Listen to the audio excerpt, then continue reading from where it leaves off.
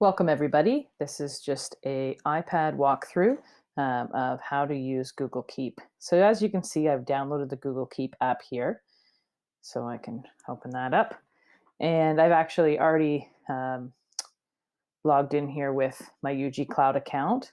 So the first time you open it, you're going to need to sign in with Google with your first initial last name at ugcloud.ca, and it will take you to the UG Cloud prompt page one more time. But once you've done that, or if you have other Google products already signed in on your iOS device, then it should just ask you or prompt you which one you'd like to use.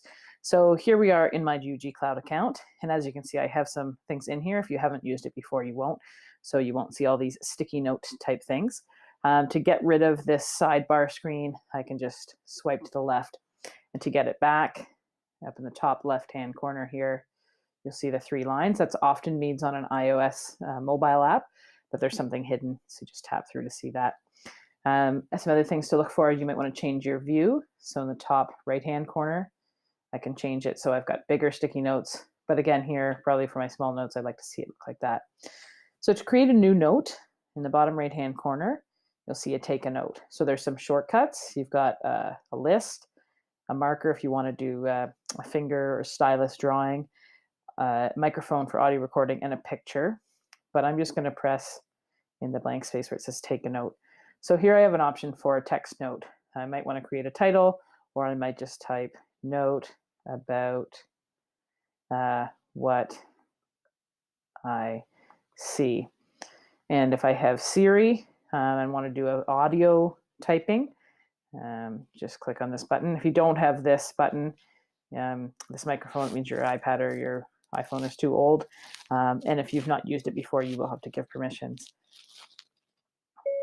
This is me typing some anecdotals using Siri voice type. I notice that the microphone is off, so I will check this.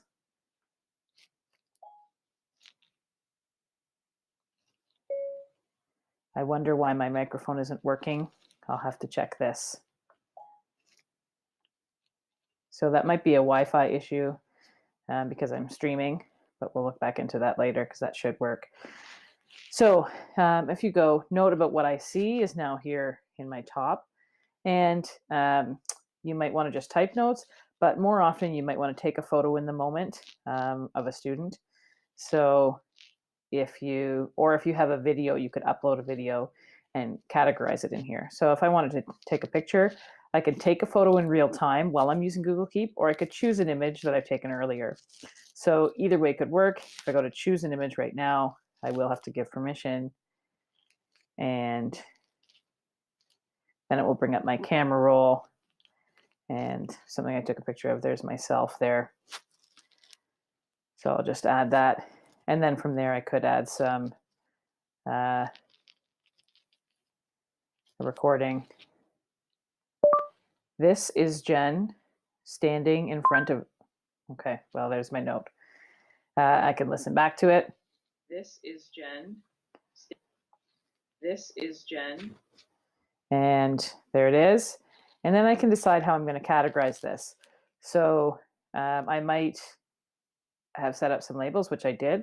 So even though it's Jen, I'm going to say I'm Frida Apple. And what I'm observing me doing is organizing my thoughts around reading. So as I go back, what you'll see is you have these labels here. And anything else I want to do, I could add a collaborator. So if you want to add parents to this, you could do so with an email address. So I could just put the email address in there and it would share with the person. Currently, there aren't push notifications and the person would have to be familiar with Google Keep, but that is an option. So I could press check mark. Sorry, I get down here. I just X out my collaborators. And so I have that artifact. I could add additional things to that artifact at any time. I could put another photo if I wanted to show over time, but I might just want that artifact on its own.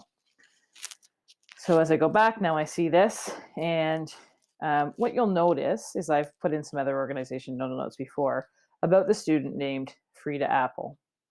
So what I can do is if I go in the top left-hand corner here, I can click on Frida Apple as a label and just see the artifacts for that student in this case. So I can look at things over time for that student. I could show that student that. I could take a screenshot. So to take a screenshot, hold the power off button and press the home button at the same time. I know it worked if I get a flash. I've got that photo there now. And if I wanted to, I could add that photo into, and see how when I created that, if you just look right now, moments. Okay, there's the portfolio I might want to write a note about. This is a portfolio of Jen's work as of today, period. Actually, her name is Frida Apple now. The end. So again, before I think my Wi-Fi was just not working. And if I go back from here, get rid of my keyboard. And so I've done that Frida Apple. I might want another label on this one. And say I want a new label. So I don't have one that's called portfolio. So I can just enter in the label name and call it, and I want to create it. And now I've called this portfolio and it'll select it right away. So if we go back, because we're still under just the Apple Frida look, I can see my audio voice to text note here, which is different again than an audio note, which is here. So again, if I open this one, remember that's an audio note versus a voice to text note.